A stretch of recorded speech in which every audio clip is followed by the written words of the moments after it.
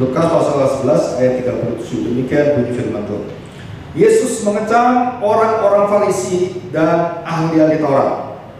Saudara, kita melihat ada referensi ayat yang kalau kita lihat di Alkitab kita itu di sini ada, ya. Dan diberikan 3 referensi, Matius 23 ayat 1 sampai ayat 36. Dan itu panjang sekali, lebih panjang dari yang kita baca hari ini. Dan ini pernah saya bahas, ada serinya juga, ya. Dan kemudian Markus 12 ayat 38 sampai 40, isinya sama, cuma lebih singkat. Jadi Markus ini sebenarnya sumber yang pertama, Koele. Koele itu sumber awal dari seluruh tulisan Injil itu dari Markus. Lukas pasal 20 ayat 45 sampai 47 sebagai referensi tambahan dari Lukas sendiri. Jadi ada 3 referensi. Matius, Markus, dan Yohanes tidak menyebutkan. Ya, Injil Yohanes tidak menyebutkan karena ini Yohanes menekankan hal yang berbeda. Nah, saudara, ketika kitab Injil ini menekankan tentang kecaman Tuhan Yesus dan semuanya memberikan dengan teliti, dengan detail, dan khususnya juga Injil Lukas ini. Apa tujuan daripada pengecaman ini? Ya, kita akan belajar dari apa yang terjadi dengan kehidupan Tuhan Yesus sendiri. Ayat yang ke-37, demikian bunyi firman Tuhan, ya. Ayat yang ke-37. Ketika Yesus selesai mengajar, seorang Farisi mengundang dia untuk makan di rumahnya. Maka masuklah ia ke rumah itu, lalu duduk makan. Jadi ini bukan Yesus minta diundang, tapi dia diundang. Kenapa Yesus diundang oleh seorang Farisi? Saudara, Tuhan Yesus adalah seorang Farisi juga, tapi yang benar, ya, bukan Farisi seperti mereka. Dan dia disebut sebagai seorang guru juga. Nah, perhatikan baik-baik. Jadi Tuhan Yesus diundang setelah selesai mengajar. Apakah orang itu kagum atau orang itu kemudian melihat satu pribadi yang menarik sehingga diundang? Jadi tujuan undangan ini tidak diceritakan dengan detail. Dan kita tahu bahwa semua orang Farisi dan ahli Taurat itu ingin menjebak Tuhan Yesus. Semua, hampir semuanya. Karena mereka iri dan sangat benci dengan Tuhan Yesus tentang legalisme mereka atau cara hidup mereka itu dikecam oleh Tuhan Yesus dan dilawan oleh Tuhan Yesus. Dari awal sampai akhir mereka sangat benci dengan Tuhan Yesus. Dan memuncak kebencian itu kemudian mereka ingin menangkap Tuhan Yesus dan ingin membunuh dia. Nah, sore ini perjalanan kerohanian, ya. Jadi kita lihat. Dan yang luar biasa, Tuhan Yesus itu malah sengaja, bukan menghindar, tapi sengaja untuk menelanjangi mereka. Jadi bisa nggak Tuhan Yesus menolak ajakan yang bisa? Ngapain saya datang kepada orang Farisi? Tapi dia tahu dia sedang dilihat oleh orang Farisi dan sedang diteliti oleh mereka dan dicari kesalahannya. Betul, ya? Saudara, kalau kita ketemu orang yang suka cari kesalahan orang, itu namanya virus Farisi. Ya, ada seorang bernama Maria Tipes. Ya, nanti saya akan ceritakan sedikit.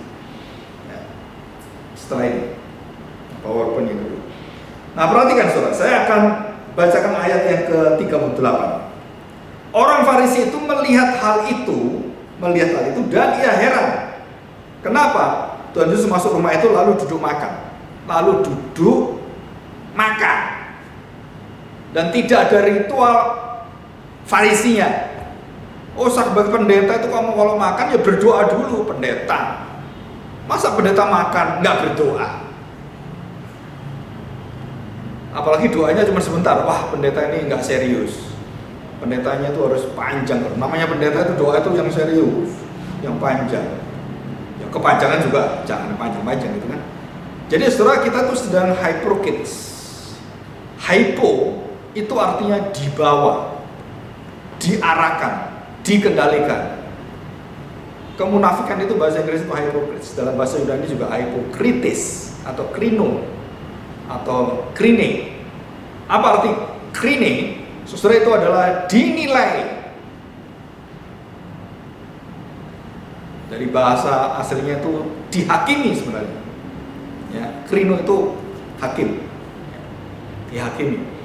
Nah, saudara, seseorang yang selalu berada di bawah, bukan di atas, saudara, di bawah, untuk apa? Mau dilihat orang itu menyesuaikan apa yang dinilai orang. Nah, saya mau seperti yang dinilai orang. Saya bisa diterima orang, menyenangkan orang, dan saya bisa dipuji orang. Bagaimana caranya itu? Saudara, saya bukan berada di atas dan memimpin diri saya, tetapi saya di bawah dan menyembunyikan diri saya, memisahkan diri saya dari penampilan saya yang asli supaya saya diterima orang lain. Dan Indonesia mengalami hipokrites ini atau hipokrites itu mulai dari puncak pemimpin presiden sampai paling bawah. Dan itu dipaparkan kepada kita begitu jelas. Ya, ngomong A jadi B, B jadi C, dan itu sudah nggak ada orang yang mau dengar lagi. Saudara, ini sudah terbiasa, dan budaya di timur itu menunjang hipokrites ini, terutama di timur. Lalu barat itu karena ada pengaruh kekristenan, ada pengaruh etos Protestan, saudara, itu lebih jujur dan lebih terbuka, dan saudara itu transparan. Tapi orang-orang timur nggak enak. Ya gimana hatinya kita nanti, kan jangan gitu dong. Ya saudara, di timur itu banyak orang sampai rusaknya atau bejat, rusaknya sak itu baru sadar. Pemimpin yang rusaknya luar biasa membuat kerusakan itu dan sampai jeblos itu, baru rakyatnya baru sadar. Nah, sore ini nggak mungkin terjadi di negara Eropa, di negara-negara pengaruh dari kekristenan itu nggak mungkin. Dari awal kamu mau jatuh, mau meleset, mau menyeleweng, itu langsung ada undang-undang, ada peraturan-peraturan, itu langsung membetengi semua, nggak bisa. Dan kita nggak bisa mempermainkan hukum, mempermainkan tentang pengadilan, Mahkamah Agung, Mahkamah Konstitusi, nggak mungkin, saudara. Tapi orang Farisi ini jumlahnya tidak lebih dari 6.000 orang, katanya nggak sampai 5.000. Di orang Israel itu, orang Farisi itu ada sekitar ya paling banyak 6.000 lah, termasuk Tuhan Yesus, ya termasuk Rasul Paulus, itu orang Farisi.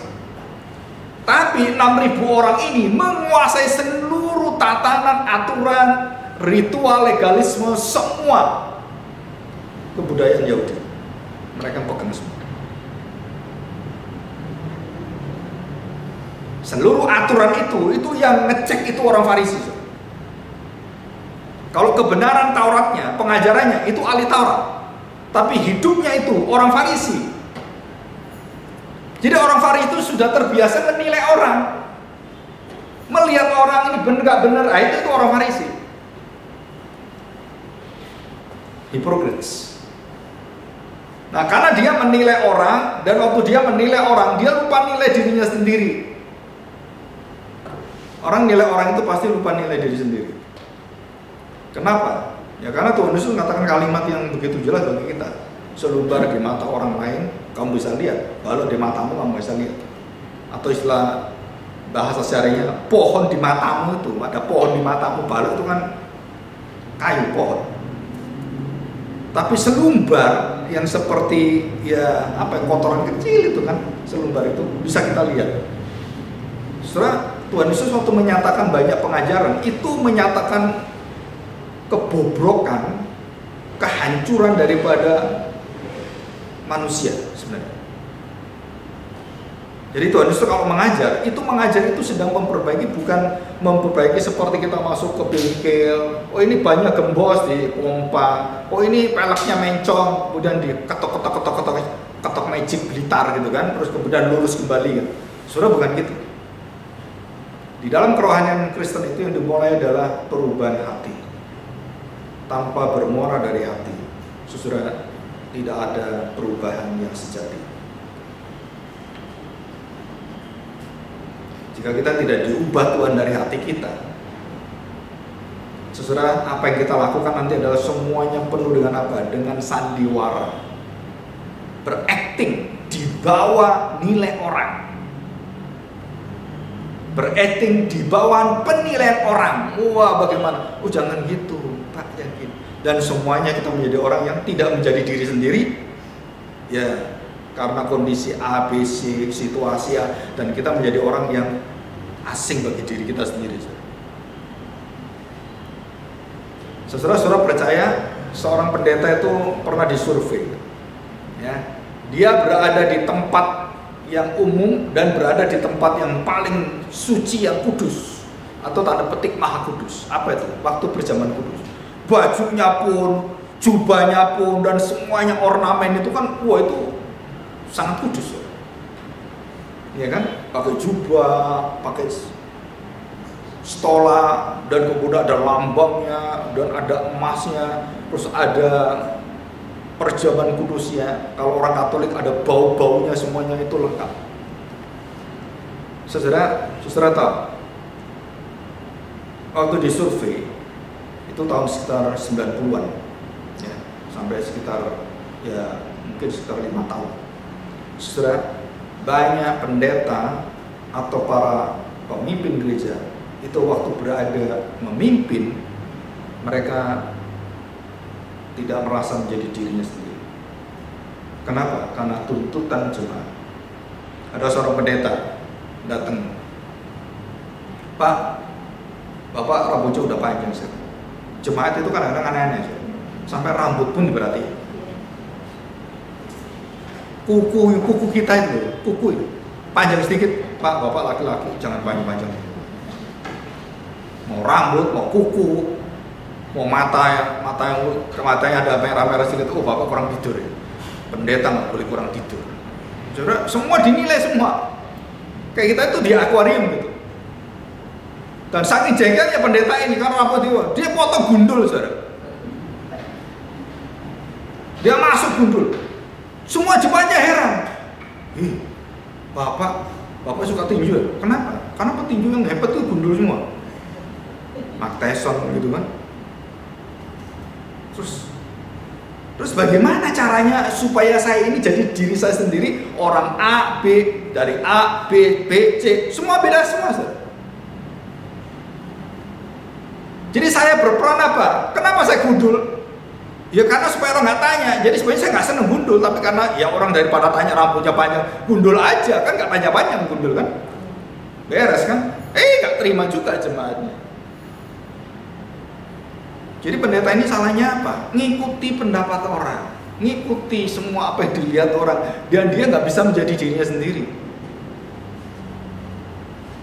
Nah, yang paling celaka, saudara, kemunafikan itu menular dan melahirkan kemunafikan yang baru. Dosa itu melahirkan dosa. Saudara, dosa itu melahirkan dosa. Tetapi anehnya, perbuatan baik itu tidak melahirkan perbuatan baik. Keselamatan tidak membuahkan keselamatan. Jadi saya kalau selamat, saya nggak bisa membuat anak saya selamat. Jadi melahirkan keselamatan. Jadi saya bisa mereproduksi, nggak bisa. Karena semua berasal dari Tuhan.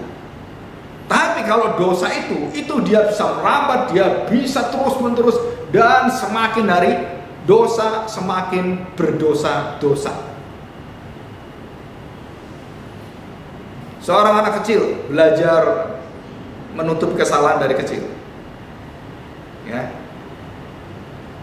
Begitu dia memecahkan piring, karena kurang teliti dan anak mungkin masih kelas 1 SD. Karena pecah piring itu sehingga kucingnya itu terlompat, kan kaget kan? Wow, kucingnya lompat. Mamanya tanya, kamu pecahin piringnya? Dia enggak. Kenapa? Kucing yang pecahin piring. Mamanya tahu. Begitu mamanya diam, sedang membentuk anak itu menjadi munafik dari kecil. Dan itu kebudayaan timur. Membiarkan anak berbuat salah karena kasihan karena anak, kita bisa mengerti anak dan kita bisa mentoleransi itu. Saudara, engkau sedang mengembangkan budaya kemunafikan dari kecil. Dan kalau dia menjadi pemimpin, saudara, itu tinggal diarahkan oleh setan, cep, jatuh semua. Jangankan seorang seperti itu, Daud itu yang sudah mengerti Tuhan, yang bisa berdoa pada Tuhan, itu bisa dikocok oleh setan. Dosa tertinggi dari Daud itu adalah dia menghitung pasukan. Dan itu dari mana? Dari roh setan yang diizinkan Tuhan masuk dalam kehidupan Daud dan mempengaruhi Daud. Dan itu nggak mungkin bisa dikerjakan oleh manusia yang lain. Itu Tuhan yang izinkan. Kenapa? Supaya engkau jangan sombong. Siapakah engkau? Dan Daud juga ngomong, siapakah aku ini? Sehingga engkau memberikan segala-galanya, kekayaan, kehormatan. Siapa aku ini Tuhan? Waktu dia sadar. Waktu dia berdosa, dia nggak sadar. Jadi Daud melakukan apa? Dosa kemunafikan, saudara. Waktu Batseba memberitahu tentang dosanya, bahwa Batseba itu hamil, Daud menutupi semuanya itu dengan kemunafikan, dengan cara-cara yang licik sekali. Ya saudara, jangan berpikir saudara, iya Daud itu kurang ajar ya. Memang Daud itu nggak tahu diri. Kamu pikir Daud saja gitu? Kamu juga sama. Kita ini sama. Yang bisa lihat itu Tuhan. Bahkan secara nggak sadar kita itu melakukan yang sama. Saya beri contoh, ini nggak sadar. Ada seorang itu benci dengan saya. Ini sama pendetanya. Tapi dia nggak berani ke saya.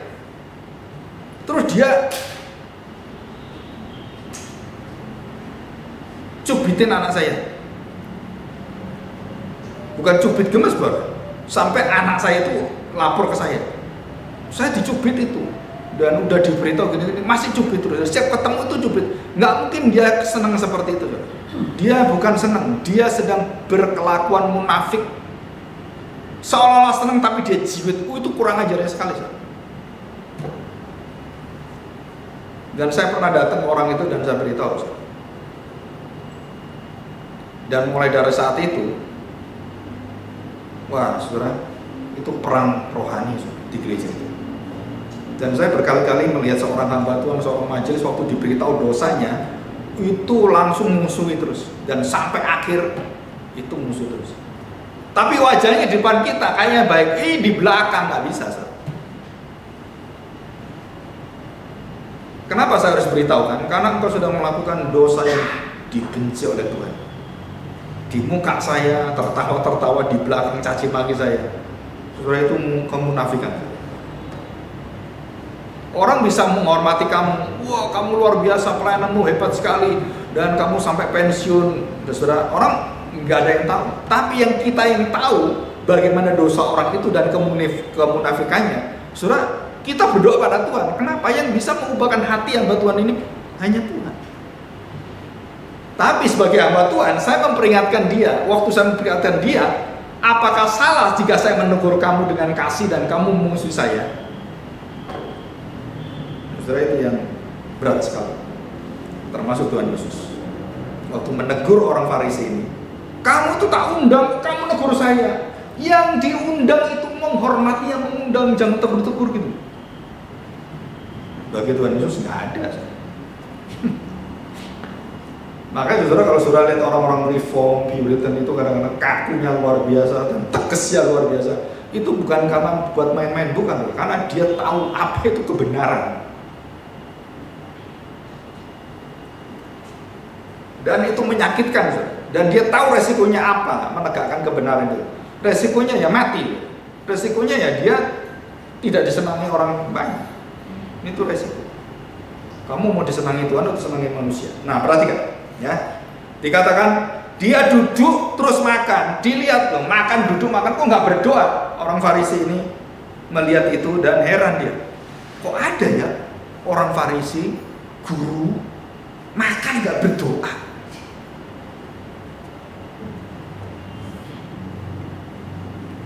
Nah, saudara kalau saudara lihat ada pendeta saudara dia makan, terus kemudian lapar, gitu kan. Terus saudara lihat ini, pendeta apa ini? Saking laparnya lupa doa, gitu kan. Saudara, kita gampang menilai orang dan kita yang munafik. Orang yang suka menilai orang itu paling munafik. Nah, kita lihat. Tetapi Tuhan berkata kepadanya, kamu orang-orang Farisi, kamu membersihkan bagian luar dari cawan dan pinggan, tetapi bagian dalammu penuh rampasan dan kejahatan. Rampasan itu sama dengan mirip dengan perampokan. Saudara, Tuhan Yesus tidak menghormati. Oh iya, maaf ya, enggak, saudara. Tuhan Yesus ini dalam budaya Timur, tetapi waktu dia menegakkan kebenaran itu tidak memakai budaya Timur, budaya Indonesia, budaya Amerika, dia memakai budaya surgawi, heavenly culture. Saya waktu kuliah 3 kali dengan Profesor Enoch Wan, sampai saya ikut yang kedua kali itu. Saudara, waktu dia diundang di STTIA, waktu saya pertama ikut di STTIA Reform, ketemu dengan nama. Terus diundang STTIA, saya ikut lagi. Dan kemudian ada ulang tahun dari satu sekolah yang lagi mau didirikan, dan itu aliansi itu dia diundang, dan waktu itu ada di daerah Malang. Dan dia memberikan kuliah lagi. Nah, kuliah itu khusus untuk para misionaris. Dan dia nggak mau yang lain. Dan kita semua pendeta-pendeta yang misionaris, semua yang terlibat dalam misi, kita diminta untuk ikut. Ketemu lagi ketiga kalinya, dan dia menjelaskan tentang buku dia yang baru. Nah, saya sampai sekarang belum melihat secara utuh ya, karena itu disertasi. Dia mengatakan the culture of God and the culture of man. Jadi budaya Allah dan budaya manusia dan budaya tanda petik kegelapan. Nah, dia memisahkan itu. Dan dia mempelajari riset, dan banyak risetnya, dan berpuluh-puluh tahun, dia hampir 40 tahun dia riset. Dan dia akhirnya menemukan ada satu aliran budaya yang terus Tuhan pelihara dan yang menjaga dunia ini bisa bertahan sampai Tuhan Yesus datang. Jadi budaya-budaya itu, dan dia mengatakan di dalam teologi reform itu dibedakan tentang general revelation and special revelation. Dan dia mengatakan inilah yang menghantar orang-orang budaya itu menerima general revelation yang dipersiapkan untuk menerima special revelation. Dan dia jelaskan dengan kenyataan yang membuat kita akhirnya, oh ya benar. Dan sekarang ini, saudara akan terkejut sekali. Orang Majus bukan 3 orang. Orang Majus itu dari 3 kerajaan. Dan saya tanya, apa 3 kerajaan pada saat Tuhan Yesus yang paling besar? Saudara tahu? Apa? Persia, Babilonia, Romawi, atau kerajaan yang di sebelah timur, yaitu golongan yang zaman-zaman Kublai Khan, Genghis Khan, apa seperti yang jauh lebih tua lagi. Sore itu ada kerajaan, dan 3 kerajaan itu datang tidak saling mengenal satu sama lain, tapi bisa bareng dan ke Yerusalem. Nah, saudara, kalau kita tahu ini kaitannya dengan tadi itu, berarti saudara, Tuhan itu menyiapkan orang-orang Farisi kok bisa tahu dan melalui bintang. Kan mereka itu seorang yang pintar sekali. Orang Persia itu jago perbintangan, saudara. Iran itu loh. Persia itu Iran. Kalau Irak itu lebih ke arah Babilonia. Nebukadnezar itu Iran. Saddam Hussein mengatakan saya keturunan Nebukadnezar, walaupun ngawur gitu kan, nggak ada juntrungannya. Nah, dia mengatakan bahwa Irak yang berada di atas ini, yang kerajaan-kerajaan luar biasa itu bisa datang dari mana? Itu datang melalui apa? Wahyu, tanda dari langit, dan mereka bisa baca tanda. Dan kapankah tanda itu diberikan? Sejak Abraham, aku akan memberikan tanda bintang di langit, kan gitu. Jadi cerita mulai dari Adam, Nuh, Abraham sampai cucu-cucunya, kemudian pisah dan terjadilah bangsa-bangsa, kemudian ada Medio Persia. Ini semua satu turunan Adam. Dan mereka punya wahyu yang dipelihara dan dijaga oleh Tuhan, dan yang bisa memimpin orang-orang Farisi itu bisa datang menyembah Kristus dan ketemu dengan Kristus. Itu menunjukkan apa? Seluruh budaya yang tidak terkontaminasi dengan dosa, setelah itu menunjuk pada Kristus. Dan saya mengaku itu benar. Keselamatan, bagaimana tentang air bah di kebudayaan Tiongkok yang kuno itu ada di batu-batu yang kuno-kuno yang ribuan tahun itu. Di situ ada semua arkeologinya, penemuan-penemuan. Dan 8 orang sama dengan Alkitab, sama dengan semuanya. Dan juga di zaman Gilgamesh, penemuan yang tertua, dan semuanya ada. Nah, setelah kita melihat bahwa yang sudah terjadi di dalam kehidupan orang-orang Farisi ini, setelah apa yang mereka sedang melihat, sedang dia kerjakan. Orang-orang Farisi ini bukan hanya dia menjadi orang munafik untuk dirinya sendiri, enggak. Dia sedang mencetak bangsa yang munafik. Saudara, kalau Indonesia membiarkan kemunafikan itu diterima dan itu sampai ujung kepala, dari ujung pemerintahan sampai ke daerah, dan itu melakukan sama dengan dosa ini, wah saudara, itu akibatnya tuh kehancuran yang gak karu-karuan, hancur itu. Jadi nanti orang-orang yang ada di RT RW itu memilih, dan dia dulukan keluarganya dulu. Mulai dari lurah, mulai dari camat, dan mereka kuasai dengan semua keluarga. Kenapa? Karena yang atas memberi contoh yang sama, dan sampai ke bawahnya, wah saudara, itu terjadi seperti di Banten. Seluruh pemerintahan itu keluarga dia semua. Dan saudara jangan pikir, oh itu kan orang-orang yang politikus yang waduh, yang kurang ajar. Saudara jangan pikir seperti itu. Gereja terbesar dan sistem gereja yang ada di Indonesia yang paling maju, hampir semuanya itu pakai sistem kekeluargaan.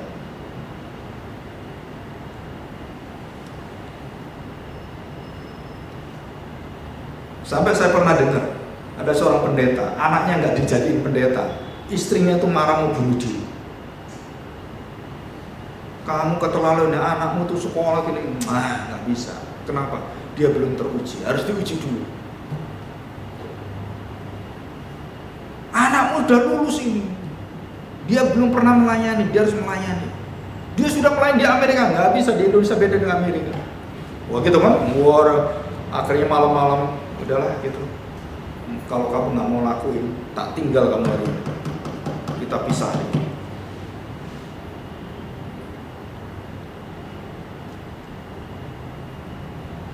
Dan akhirnya terjadilah apa yang ditentang itu terjadi di dalam gerejanya dia sendiri. Dia nentang orang begini kebenaran, mau tempen saja dilakukan dia sendiri. 7 diaken diangkat di dalam gereja pertama kali ada pengurus gereja. Saya tanya, ada syaratnya nggak sih?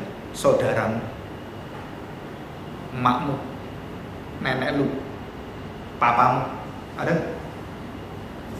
Nggak ada. Dan syaratnya apa?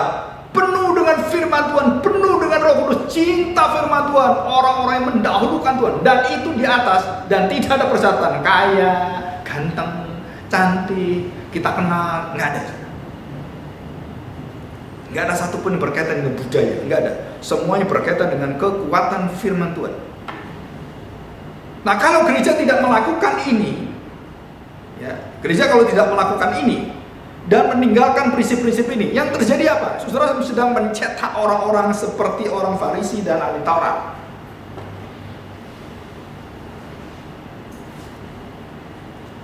Dari ujung kepemimpinan sampai ke bawah sama semuanya. Dan saya mengalami itu berpuluh-puluh tahun, saudara. Ada seorang jadi pengurus, oke kamu ngurus ya bagian ini, kamu bagian ibadah. Saudara ada kesulitan ibadah. Ini saya beri contoh aja. Pak, ini nggak datang Pak, gini. Ya udah, terus diganti siapa? Wah, ini ada yang mau Pak. Dan dia ya nggak ikut seleksi, tapi dia mau dan dia mampu Pak. Jadi tanpa ikut seleksi, akhirnya yang bagian ibadah itu mengambil dia, dan tanpa ada aturan semua yang meritokrasi itu kan, sistem itu dilompati, dia masukin, langsung dia tugas.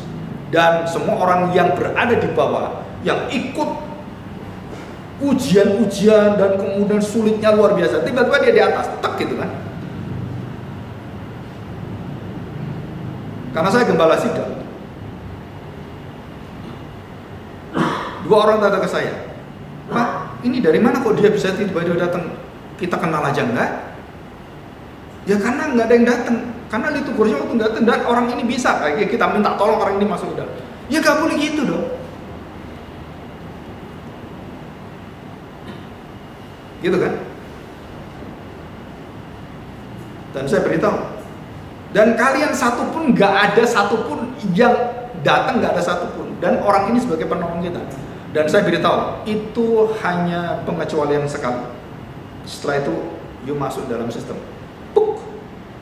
Kalau nggak mau, kita exclude, nggak bisa. Saudara, kadang-kadang gereja ada kesulitan seperti itu. Tapi orang ini waktu disuruh masuk, kamu harus ikut. Nggak bisa, kenapa? Saya ini sudah lulus sekolah nyanyi. Level saya itu bukan orang bawahan. Level saya itu udah tinggi. Nggak perlu latihan-latihan lagi. Saya nyanyi langsung bisa. Saya bisa dengar itu bisa. Wah, itu orang itu memang pintar, saudara. Memang hebat orang ini. Tetapi waktu dia ke gereja, nggak ada kerendahan hati, nggak mau dibentuk. Saudara, nggak bisa, saudara. Orang seperti ini masuk, merusak sistem semuanya. Dan akhirnya, apa yang terjadi? Ya, setelah saya off dari gereja, orang ini masuk. Rusak semua, saudara. Hancur semuanya. Dan setelah hancur semuanya, dia pergi keluar. Dan santai aja dia keluar. Nggak merasa berdosa apapun. Dan dia keluar. Seorang pendeta beritahu saya, Pak, yang Bapak prediksi akhirnya benar. Ya pasti benar. Kenapa? Ya itulah setan. Kalau udah merusak semuanya, dia pergi. Dan dia senang. Saudara, kita tidak mencetak orang-orang seperti ini. Kenapa? Ada kekuatan firman Tuhan. Ya, oke, kita lanjutkan. Perhatikan. Ya.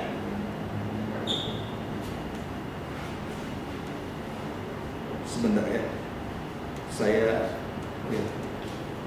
Oke. Saudara, kita ayat yang ke 40. Hai orang-orang bodoh, bukankah dia menjadikan bagian luar, dia juga yang menjadikan bagian dalam? Nah, perhatikan. Banyak orang waktu mengerti tentang Yesus mengecam orang-orang ini, kita kemudian menjadi legalisme baru karena ajaran Tuhan Yesus, dan kita kemudian sembarangan melayani dan sembarangan makan, nggak perlu doa pun nggak apa-apa makan. Kenapa? Tuhan Yesus nggak berdoa. Betul kan?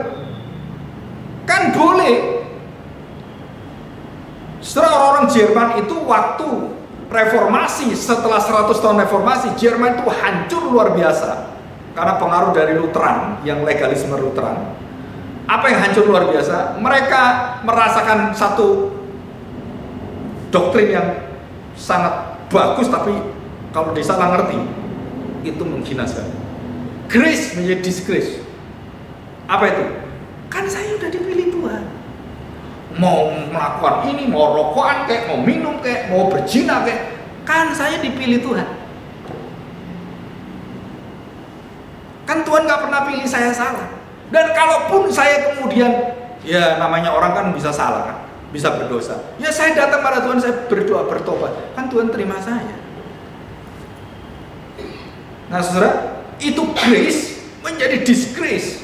Dan orang-orang Jerman itu rusaknya luar biasa. Dan mulai dari mana rusaknya? Dari teologi dan semua liberalisme.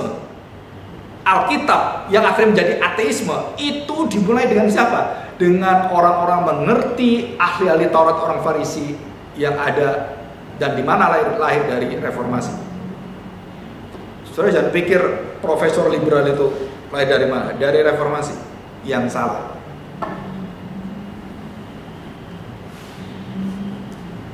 Dicetaknya salah, dan kemudian mereka melihat semua Alkitab dengan pola-pola pendapat-pendapat, dan mereka mengenakan seluruh sains, metode sains itu kemudian masuk Alkitab, disainskan, diteliti dan dibuktikan, diuji. Wah, akhirnya hancur lebur. Orang-orang seperti Karl Barth,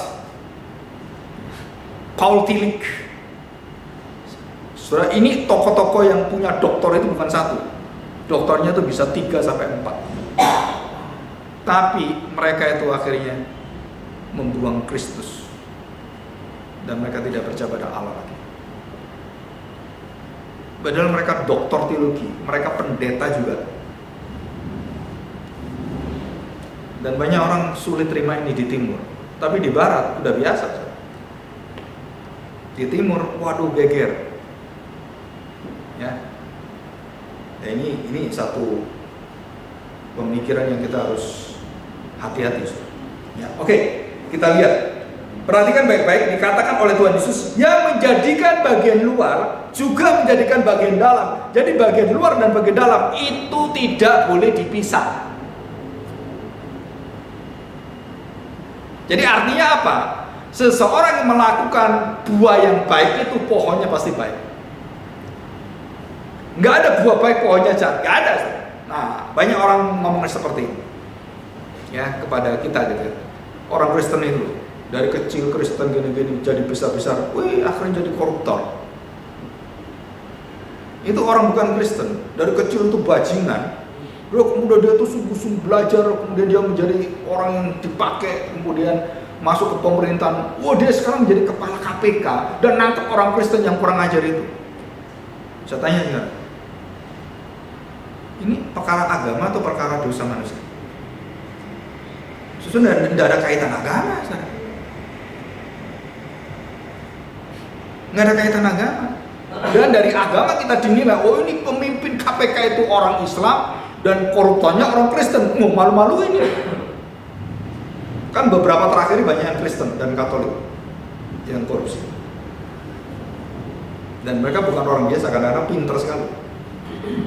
Nah, Tuhan Yesus mengatakan kalimat ini, yang bagian luar, bagian dalam itu dikerjakan Tuhan. Jadi kalau bagian luarnya bersih, kamu pasti bersih bagian dalamnya. Kalau kamu bagian dalamnya bersih, kamu luarnya harus bersih. Dan tidak mungkin keluar dari situ. Dan itu perkataan dari Tuhan Yesus. Apakah mungkin yang luar dengan yang dalam berbeda? Nggak mungkin kan? Ayat yang 41. Akan tetapi berikanlah isinya sebagai sedekah, dan sesungguhnya semuanya itu akan menjadi bersih bagimu. Nah, kita lihat ini ya. Perhatikan. Berikanlah isinya sebagai sedekah, dan sesungguhnya semuanya itu akan bersih bagi kamu. Saudara, puncak ibadah itu yang paling tertinggi itu apa sebenarnya? Di dalam Matius pasal 9 pasal 13, saudara baca di sana. Aku tidak menghendaki persembahan. Ya. Aku tidak menghendaki pelayanan. Aku tidak menghendaki akan kerohanian. Aku menghendaki belas kasihan. Kita cek sekarang. Ya. Kita cek sekarang. Elia, ya kan? Karena kondisi lapar dan semuanya, dan dia kemudian meminta kepada janda Sarfat. Elisa juga sama. Setelah perhatikan, janda itu disuruh masak yang pertama dengan makanan yang terbatas itu. Untuk dia aja nggak mungkin bisa memenuhi hidupnya, dan dia pasti mati. Tapi Elia meminta, kamu harus masak untuk saya dulu. Ya. Kenapa kamu dulukan itu daripada dirimu? Kan harusnya kan saya dulu, kan yang punya saya kan saya dulu. Enggak, kamu dulukan Nabi dulu. berikan pada Nabi dulu, dan kemudian baru kasih ke kamu. Saya tanya saudara, ini sedang ujian apa?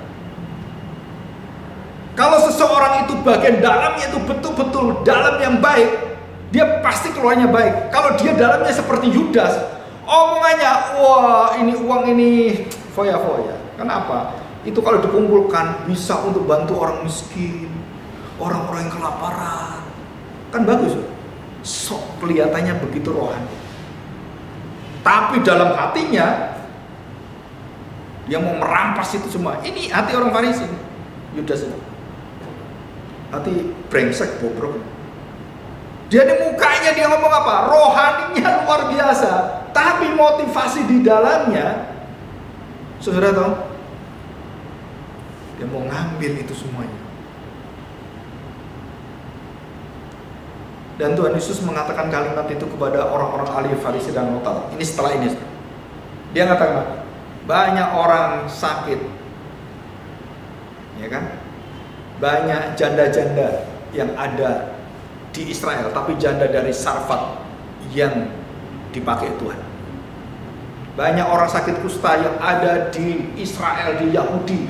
Banyak itu orang tuh. Bukan satu, dua, puluhan orang sakit kusta banyak. Tapi Tuhan menyembuhkan orang yang bukan dari Israel, namanya Naaman.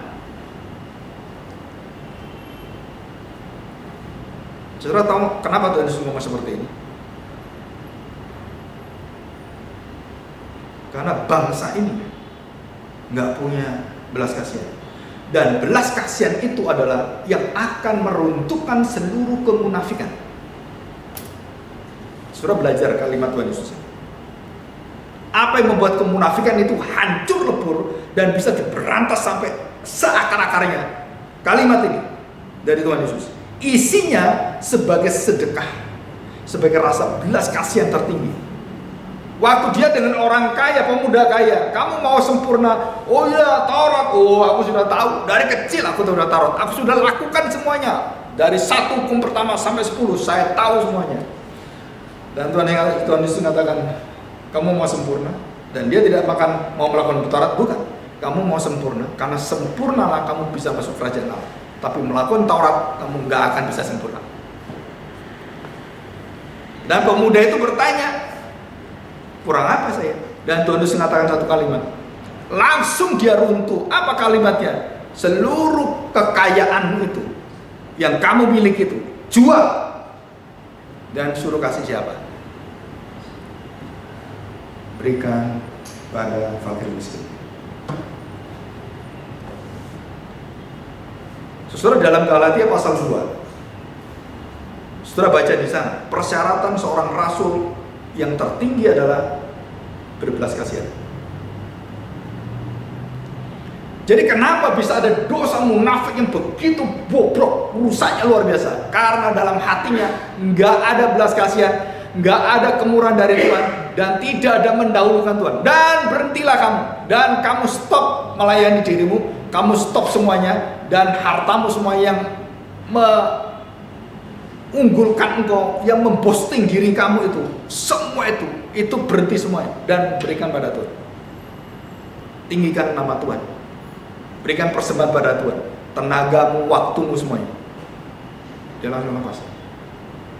Dia meninggalkan Tuhan dengan wajah yang tertunduk dan dia kecewa luar biasa. Terus saya tanya sekarang, adakah orang yang seperti ini yang diminta Tuhan? Jual harta, menyangkali diri, pikul salib, mengikut Tuhan Yesus. Ada nggak? Kita pikir, wah, kayaknya nggak ada kayak. Saudara, Tuhan Yesus mengatakan setiap orang percaya pasti bisa. Bukan 1-2 orang, setiap orang percaya. Dan itu dijamin oleh Dia. Loh, kenapa saya kok belum, Pak? Berarti saudara sedang diproses oleh Tuhan. Atau saudara menjadi orang yang, Tuhan, aku melakukan apa? Gitu kan, tentang penghakiman, perubahan penggawean akhir kan. Loh, Tuhan, saya melakukan apa? Oh, kamu udah melakukan banyak. Dan kamu melakukan tanpa kamu meminta kembali. Orang yang berbelas kasihan itu gak akan menarik balik belas kasihannya. dia melupakan belas kasihannya. Jadi kalau saya memberi pada orang, saudara mengingat pemberian itu, saudara tidak mengerti belas kasihan itu, tidak mengerti sukarela. Sukarela itu selalu melupakan apa yang sudah diperbuat. Dan waktu Tuhan tanya, kamu sudah melakukan bagiku? Kapan Tuhan melakukan bagimu? Tapi yang satu nggak melakukan, ingat-ingat terus apa melakukannya. Jadi apa itu kemunafikan? Saudara, coba kita lihat, ya. Oke, kita lihat ini. Terus lagi satu kali. Yesus. 1, 2, 3 sampai 5. Ada? Naik ini. Saudara, saya ringkas menjadi beberapa poin penting dari bacaan yang akan kita bahas ini. Nah, perhatikan, saya akan bacakan 41. Akan tetapi berikanlah isinya sebagai sedekah, dan sesungguhnya semuanya akan menjadi bersih bagimu. Tetapi celakalah kamu, hai orang-orang Farisi, sebab kamu membayar persepuluhan dari selasi inggu dan segala jenis sayuran, tetapi kamu mengabaikan keadilan dan kasih Allah. Saudara perhatikan kata-kata keadilan, kasih Allah, dan persepuluhan, dan tetek bengek itu. Itu ritual semuanya, tapi dia tidak menyentuh yang betul-betul harga diri surgawi itu, nilai-nilai surgawi itu gak ada. Saudara, kalau kita menjadi orang Kristen, apalagi menjadi pelayan Tuhan, dan lebih-lebih menjadi seorang hambanya, saudara, itu berat sekali. Dan dikatakan di sini, dikatakan apa?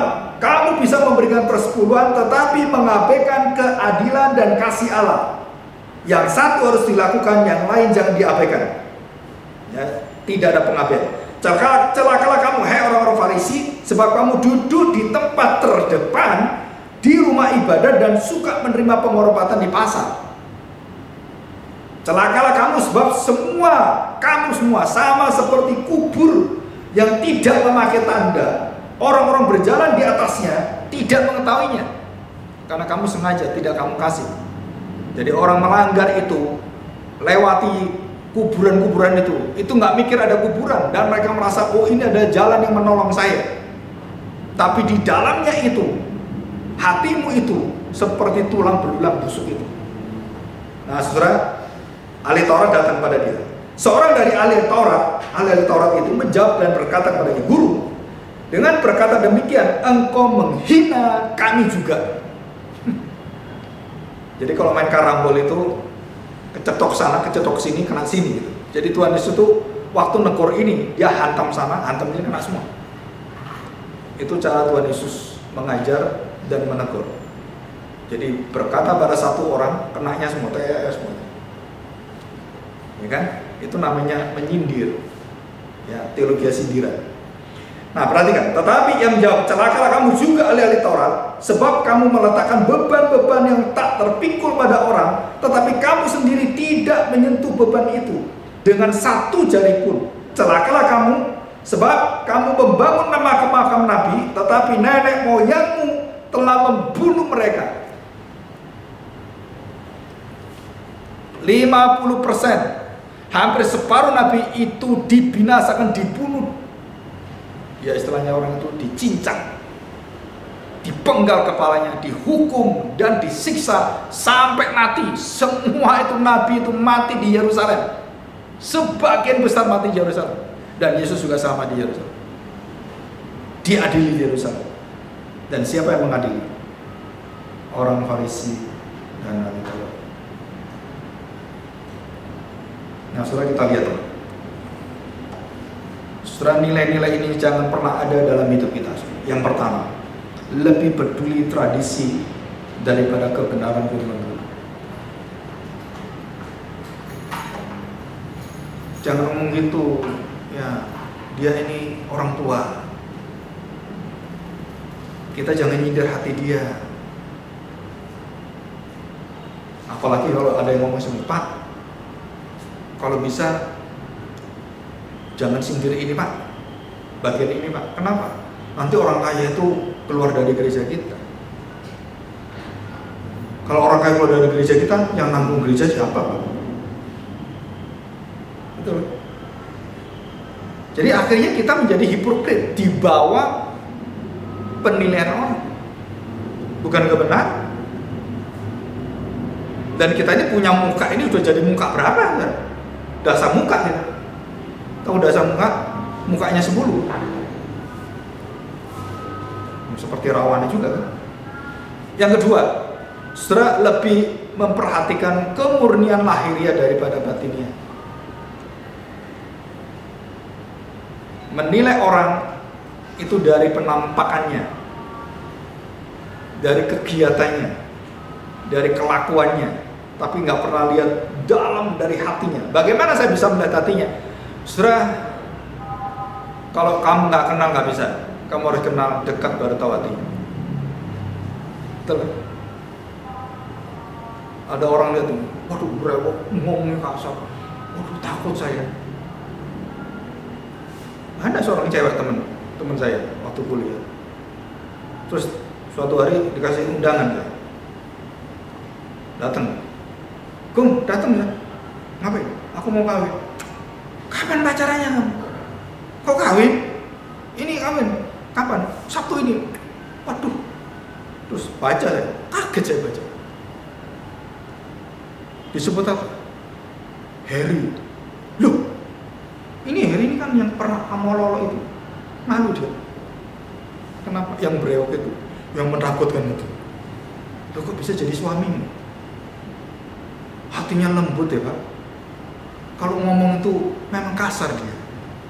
Tapi saya itu kalau dia ngomong itu, aduh, kayaknya gimana ya katanya? Susah diomongin. Namanya cinta itu katanya.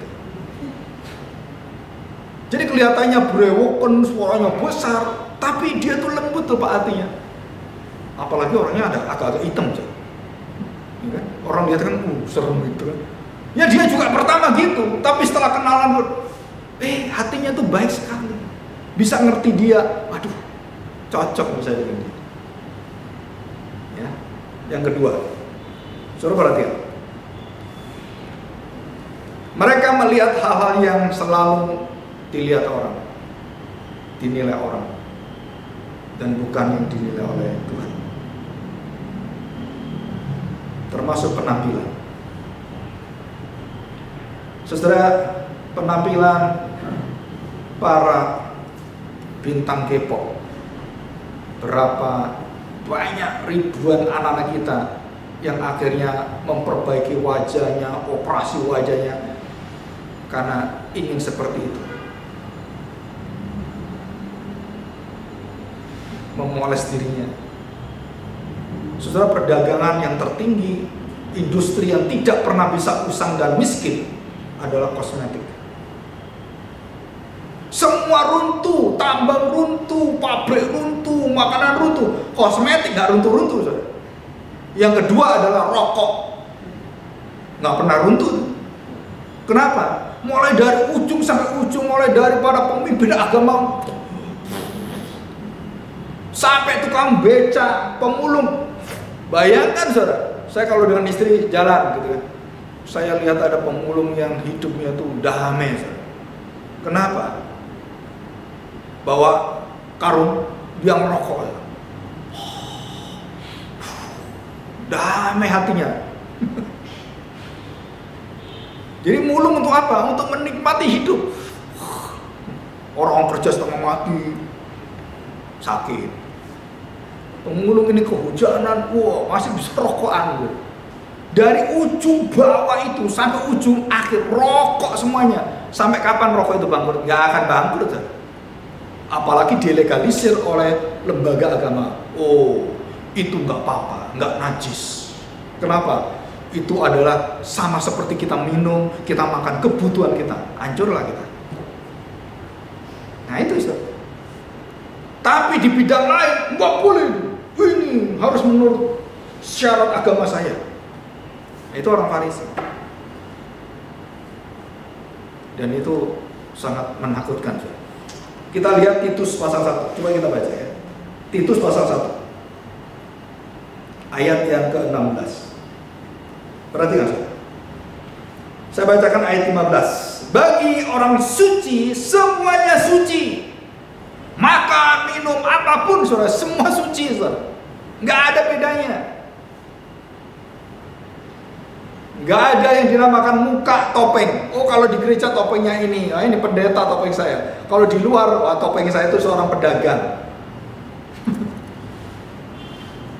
Bagi orang suci semuanya suci, tetapi bagi orang najis dan bagi orang yang tidak beriman, suatu pun tidak ada yang suci, karena baik akal maupun suara hati mereka najis. Saudara, nggak bisa. Pak, perbuatannya dengan orang Kristen baik dia. Ya kamu lihat perbuatannya, lihat hatinya, motivasinya. Oh, bobroknya luar biasa. Karena kita nggak tahu. Ayat yang ke-16, mereka mengaku mengenal Allah, tetapi dengan perbuatan mereka, mereka menyangkal dia, mereka keji, durhaka, dan tidak sanggup berbuat sesuatu yang baik di hadapan Allah. Saudara, kenapa Ananias dan Safira itu langsung dibinasakan Tuhan? Dan semuanya berkaitan dengan uang. Saudara perhatikan, semua kebinasaan itu berkaitan dengan uang. Yudas berkaitan dengan uang. Betul. Saudara, mencintai uang itu akar segala kejahatan. Timotius diberitahu oleh Rasul Paulus, cinta akan uang itu akar. Akar itu artinya sumber, awal segala kejahatan dari sana. Ya, cinta mamon. Saudara, dalam Titus 1:16 dikatakan mereka mengaku mengenal Allah, tapi kenyataannya. Saudara, saya kalau mendengar John Piper dengan Paul Washer, terutama Paul Washer, itu banyak orang mendengar Paul Washer itu orang Kristen yang tidak betul-betul Kristen, muntah.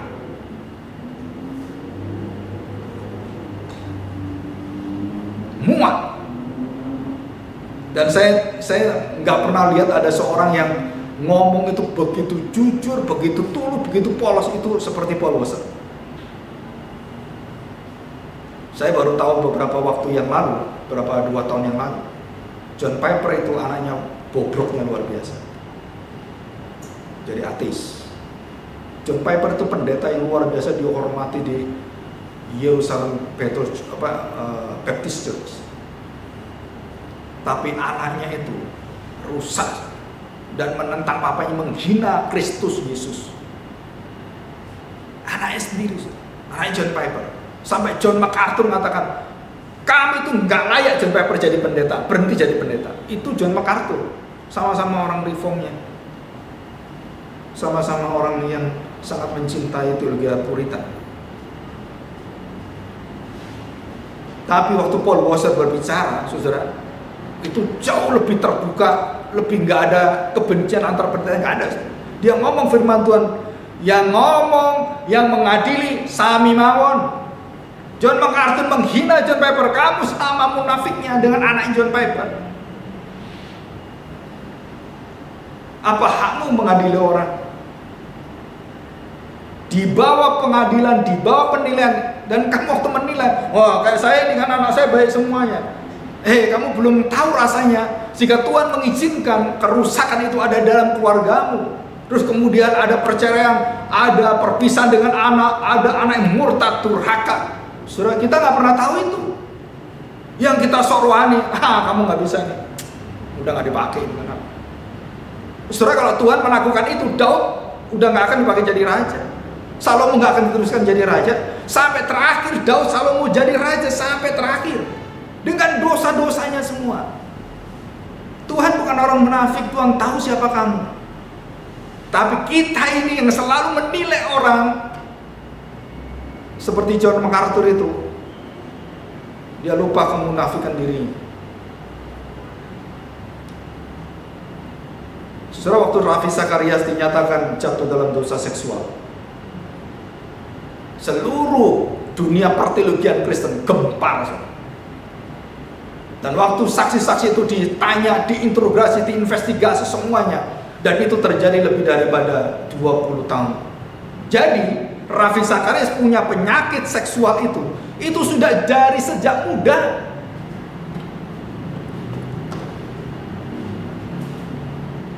Dan kita yang tahu Ravi Zacharias, waduh, apologetiknya luar biasa, diundang sana, diundang Indonesia juga ngundang. Gereja Reform juga sering undang Ravi Zacharias. Tapi kita nggak tahu di dalam dia itu apa sebenarnya, saudara. Hatinya itu sebusuk apa, kita nggak tahu. Begitu diberitahu, waduh, kaget semuanya. Dan saudara tahu begitu diberitahu, seluruh orang yang mendukung Ravi Zacharias itu langsung berhenti semua, dan keuangan berhenti semua, dan jatuh miskin langsung. Josh McDowell dan sebenarnya anti-rights ada di YouTube juga. Dia memberikan satu ulasan tentang Ravi Zacharias dan bagus sekali. Kalau ada dosa orang, kita ini menjadi orang munafik semua, menunjuk orang, mengadili orang, menghakimi orang, dan kita akan tahu kualitas pendeta-pendeta kita sejauh apa kita tahu kualitas mereka. Nah, waktu ada masalah dengan pendeta yang lain, apakah kamu berlaku seperti orang Farisi atau berlaku seperti Tuhan yang penuh dengan belas kasihan, penuh dengan sedekah? Saudara, begitu selesai, saudara tahu bukunya nggak laku, semua nggak laku, sampai anaknya itu menangis, anaknya perempuan. Begitu berat waktu menerima resiko itu, konsekuensinya itu. Dan ada kesaksian dari temannya Ravi Zacharias, waktu dia mau mati, dalam waktu akhir itu melihat malaikat maut gitu kan, penting kan, padahal kita nggak ada malaikat maut. Dan waktu dia mau mati itu, dalam perjalanan itu dia menyatakan imannya pada Kristus dengan jelas sekali, dan dia menyatakan pertobatannya. Maka saudara tahu, kalau anak ini Ravi Zacharias diterima oleh Tuhan, dan ujungnya saudara ini begitu baik pelayanan, dan ada penyakit di belakang dan kemudian terbuka di sana, dan Tuhan tahu, dan Tuhan tahu semuanya, termasuk Tuhan yang mengatur semuanya. Tuhan yang ngatur, saudara. Tuhan yang mengendalikan hidup Ravi Zacharias. Dia bisa tolong, bisa. Kenapa dia biarkan seperti itu? Supaya orang lain belajar dari hidup Ravi Zacharias, dan itu perkataan dari McDowell itu bagus sekali. Supaya kita belajar tidak merasa lebih rohani dari Ravi Zacharias, apalagi menunjuk dan menghujat Ravi Zacharias. Dan dia akhirnya dari kesaksian keluarga dan anaknya, mereka ditanya bagaimana iman Ravi Zacharias. Dia tetap dalam dosanya, dia tetap lurus kepada Tuhan, dan kesaksiannya ada semua. Saudara, saya tanya sekarang, kalau kita mendengar Mazmur 51, kita nggak pernah benci dengan Daud, betul nggak? Saudara benci Daud nggak? Padahal dosanya itu apa coba? Ambil istri orang, gitu kan? Nah, coba itu yang terjadi dengan suamimu atau istrimu. Bisa nggak kamu terima itu? Ya enak orang lain, nah ini kalau terjadi dengan saya gimana? Nah itu rasanya bagaimana Daud merasakan dosa yang begitu besar, dan waktu Nathan tunjuk dia, langsung dia runtuh, saudara. Oh, siapakah aku ini Tuhan? Aku seperti ulat menjijikkan di hadapanmu. Itu doa dari Daud, saudara. Dan kenapa Tuhan Yesus memakai doa orang Farisi yang begitu megah, yang begitu terasa begitu agung, dan dengan puasanya dia menyatakan dadanya, wah aku nggak seperti dia kan, orang berdosa, muji orang, merampas orang, memajati orang. Aku ini orang lebih baik. Aku ini berpuasa, aku menyebarkan berita firman Tuhan, semua kerohanian. Oh, aku nggak seperti dia. Aku anak sulung, setia dengan bapakku, nggak seperti anak bungsu itu, bajingan. Gitu kan?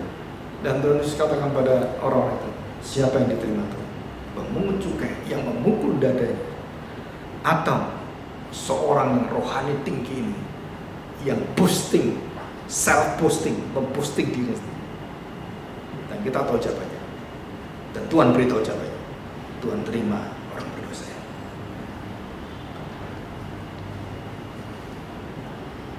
tahu belas kasihan Tuhan, tahu bagaimana kita itu disedekahi oleh Tuhan. Sedekah.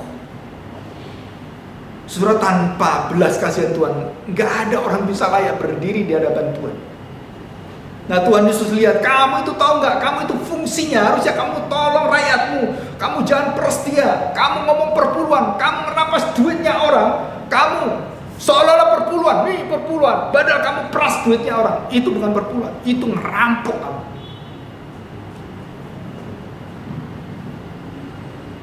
Ada satu orang, nggak tahu pernah saya cerita di sini. Dan ini banyak ceritanya.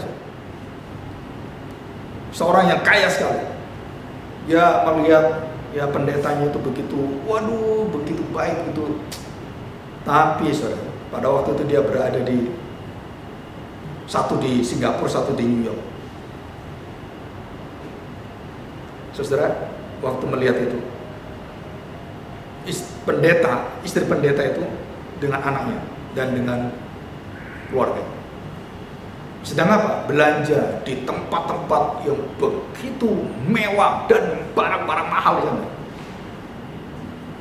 Louis Vuitton, terus dompet Gucci, bukan Gucci-Guccian yang kayak di pasar Tanah Abang itu, 30.000 itu bukan. Dan dia beli. Waktu dia dan istrinya lihat, dia liatin terus. Ngapain di sini Maya? Oh, beli itu. Beli apa? Dilihatin, saudara. Dia nggak mau kelihatan di depan. Dilihatin terus. Dia beli ini. Kira-kira hampir 4 miliar. Saudara, hampir 4 miliar dia belikan anaknya untuk mainan seperti itu, untuk kemewahan seperti itu. Dan di atas mimbar, kamu yang tidak berpuluhan, celakalah kamu. Aduh, matilah kamu. Hancurlah hidup kita ini. Tapi sebaliknya, saudara. Saya pernah di satu gereja yang besar. Dan suatu hari saya beritahu ada hamba Tuhan yang misi yang mereka utus itu di dalam kesengsaraan, penderitaan, penyakit. Dan tidak pernah tahu yang di atas. Tapi karena saya keliling akan saya tahu. Dan saya beritahu langsung ke gembalanya. Pak, itu penginjil kita yang di sana itu mau mati, dia kena lever, dia nggak bisa bangun. Itu di bawah kita, iya, di bawah dukungan kita. Masa, saudara bayangkan, yang satu, wah begitu seperti itu, yang satu untuk hidup aja nggak bisa, mau mati mau, sampai dia sakit nggak ada yang bantu. Saudara, hari Sabtu pagi itu ada pertemuan hamba Tuhan. Bagian misi depan, sini bagian misi. Kamu punya amatan gini. Dan saya beritahu, Pak, nanti kalau beritahu, ya saya kan tahu kan. Nanti kalau saya beritahu, nanti saya dimusuhin nanti Pak. Seperti Yusuf kan. Udah, nggak usah, saya yang ngomong aja. Dipanggil semuanya. Betul nggak ada hamba Tuhan ini? Oh iya betul Pak. Tahu nggak kamu keadaan di mana? Oh beres Pak. Beres di mana? Kamu bisa tahu nggak sekarang ini terjadi apa dia? Oh, telepon. Setelah ditelepon, istri yang terima gitu. Mana? Bapak ini. Ada nggak? Ada. Bisa nggak ngomong? Nggak bisa. Lu kenapa nggak bisa ngomong? Lagi sekarang. Saudara, seorang pendeta yang misi ini begitu mendengarkan itu, Pak, maaf Pak, hamba Tuhan yang sakit. Saya udah tahu, maka saya tanya kamu, kok bisa sakit lama seperti itu, kamu nggak ngerti, diam aja seperti apa? Itu kan kasihan. Ini uang misi miliaran ini, kamu jadiin apa? Kamu salurkan kemana? Ini yang membutuhkan nggak dapat, nah kamu kok dapat? Saudara, begitu bumi dan langit, saudara. Saudara-saudara nggak tahu bagaimana anak-anak Tuhan, hamba Tuhan yang berada di desa-desa pedalaman, mereka mau dibakar, mereka mau dicincang, kita nggak mau tahu. Tapi mereka dalam kesulitan luar biasa. Jadi ini dunia terbalik itu, dalam pandangan kita terbalik. Saudara, kita harus tahu bahwa apa yang Tuhan Yesus tegakkan adalah, saudara, jangan pernah engkau menilai orang dari apa yang kau lihat. Engkau tidak tahu bagaimana pergumulan dia dengan Tuhan. Kita ini orang gampang menilai. Homo mensura, artinya apa? Manusia itu mengukur segala sesuatu. Apa yang gak bisa diukur orang? Angin diukur, kentut pun bisa diukur, saudara. Punya kecepatan. Tahu nggak? Mencret bisa diukur. Ada kecepatannya itu. Kalau nggak salah yang terakhir mencret yang paling cepat itu 30 km. Kentut yang paling bau itu ada di mana itu? Daerah Afrika itu. Yang paling keras kentutnya itu ada. Bunyinya paling keras. Saudara, masuk Guinness Book of Record, kentut terkeras. Apapun bisa diukur. Bahkan bukan hanya diukur, saudara, bisa dengan jelas. Waktu saya pertama kali di Amerika ada hujan salju. Saudara, berita menyatakan apa? Nanti terjadi hujan salju dan kita udah lihat di awan berapa ini dan tebalnya kira-kira 1,2 meter sampai 1,4 meter. Ini belum ada saljunya, udah bisa diukur berapa di jalan itu, tebelnya berapa. Apalagi Tuhan. Apalagi Tuhan mengukur kita. Kalau Tuhan mengukur kita, Deus Homora, nggak ada yang masuk hitungan, saudara. Karena dia mengukur dengan ukuran yang sudah cocok dengan Tuhan, dan dia bisa menyelesaikan semua ukuran yang rusak itu melalui Kristus sebagai pengukur kita. Dan Tuhan Yesus yang menjadikan semua kehancuran, kemunafikan kita itu bisa disedekahi oleh Dia. Ya, yang terakhir, ya, saudara, perhatikan baik-baik. Yang terakhir, orang-orang ini hanya peduli dengan kebenarannya sendiri, nggak peduli dengan kebenaran orang. Ia sama sekali tidak peduli dengan kebenaran Allah, tentang hati Allah, nggak ada itu. Mereka berdoa untuk meninggikan dirinya, mereka melayani untuk menampakkan dirinya. Ya, saudara, mereka bukan mau melayani tapi mau terlihat. Not serving but seeing, dilihat orang. Bukan mengikut Kristus tapi Kristus mengikut dia. Dan itu selalu dibalik seperti itu. Ya, dan satu kalimat dari Alfred Tennyson, seorang yang paling bagus. Nah, saudara, perhatikan kalimat ini. Ini seorang ahli sastra dan dia setara dengan Shakespeare. Orang-orang sastra itu punya kemampuan berpikir itu beyond our mind, beyond our thought, lebih dari pikiran kita. Jadi orang-orang yang jago menulis itu wah, itu ide-idenya itu melampaui batas-batas yang biasa. Perhatikan, kebohongan yang setengahnya merupakan kebenaran adalah kebohongan yang paling kelam.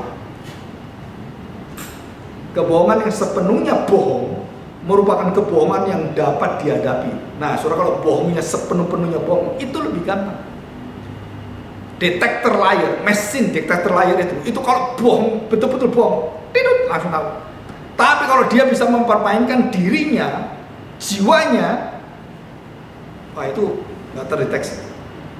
Ya, tetapi kebohongan yang merupakan bagian dari kebenaran, hanya Tuhan yang bisa tahu. Serigala berbulu domba, hanya Tuhan yang tahu, kita nggak tahu. Kita lihatnya domba, kita lihat lagi serigala. Kok tahu? Ya karena Tuhan kasih tahu kan. Tapi mata kita lihatnya apa? Ya domba dia. Nggak pernah tahu ada serigala. Tapi dengan kekuatan firman, bagaimana bisa mengujinya? Belas kasihan. Setelah itu seluruh pengujian itu ada di Alkitab. Saya dulu waktu belajar belas kasihan itu nggak mendeteksi sampai sejauh itu. Tapi begitu diberitahukan, dan khususnya Karen Armstrong membahas itu dalam bukunya Compassionate, seluruh agama itu belas kasihan itu sangat nyata. Dan dia sebenarnya dia tidak mengakui kekristenan, Tapi mau tidak mau, Kristuslah belas kasihan yang tertinggi dari seluruh pemuka, nabi, semua dia tertinggi. Nah, saya beritahu sebagai penutup, untuk membuktikan siapakah anak ini dan dua wanita ini saling berebutan. Ini anakku, nggak bisa, ini anakku, sama-sama melahirkan, yang satu mati dan kemudian ambil anaknya dia, supaya bagaimana bisa mendeteksi dalam ketidakadilan ini. Jawabannya adalah belas kasihan. Setelah saya berdoa bagi pengurus kita yang sampai hari ini saya tidak mengangkat menjadi majelis. Saya bukan ragu, tapi sampai sekarang saya belum melihat ada buahnya sebagai seorang majelis.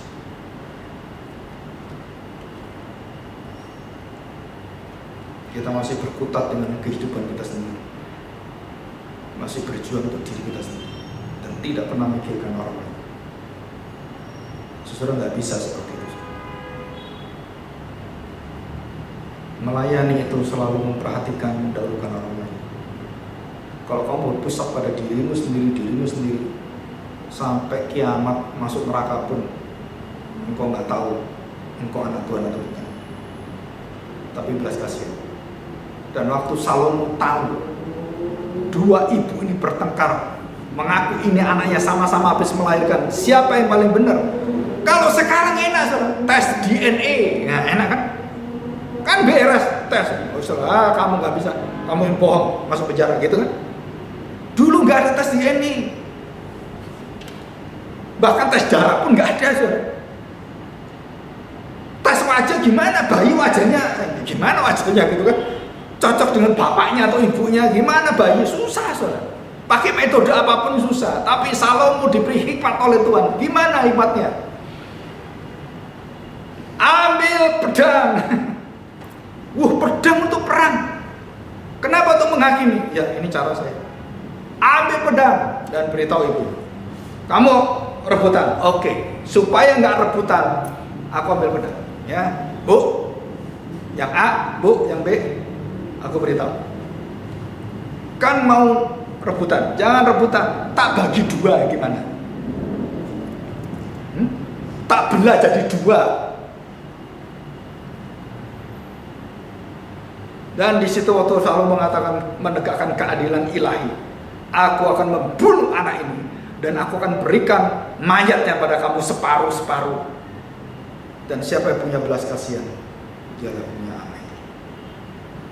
Dan itu jawaban Tuhan. Siapa yang punya belas kasihan, kamu berhak melayani. Kalau kamu gak ada belas kasihan, penuh dengan ego diri, kamu melayani, rusak semua pelayan. Dan akhirnya wanita yang penuh belas kasihan, daripada anakku dibunuh, ya ambil aja gak apa-apa. Kenapa? Ya aku tahu anakku hidup, tapi tidak dia hidup. Dan wanita satunya, ya benar, kasih saya aja. Langsung Salomo tahu, bunuh ibu ini, cincang dia, masukkan anak ini, anak ibu. Lo kok tahu kan gimana? Belas kasihan. Bagaimana saya menghilangkan seluruh kemunafikan? Saudara, angkat belas kasihan. Dan belas kasihan pertama kali diangkat dalam gereja adalah 7 diaken yang penuh dengan belas kasihan untuk melayani orang miskin. Betul nggak? Jemaat dengan seluruh permasalahannya, yang paling puncak masalah bagi Rasul itu apa? Saudara, orang-orang perlu dibelas kasihan, nggak ada yang memperhatikan. Jadi angkat 7 diaken. Jadi majelis pertama kali diangkat itu karena belas kasihan. Dan tidak ada majelis yang tidak punya belas kasihan. Mau hidup sendiri, saya sendiri, nggak layak kamu turun. Nah, itu harusnya gitu. Ya, mari kita berdoa, kita bersyukur.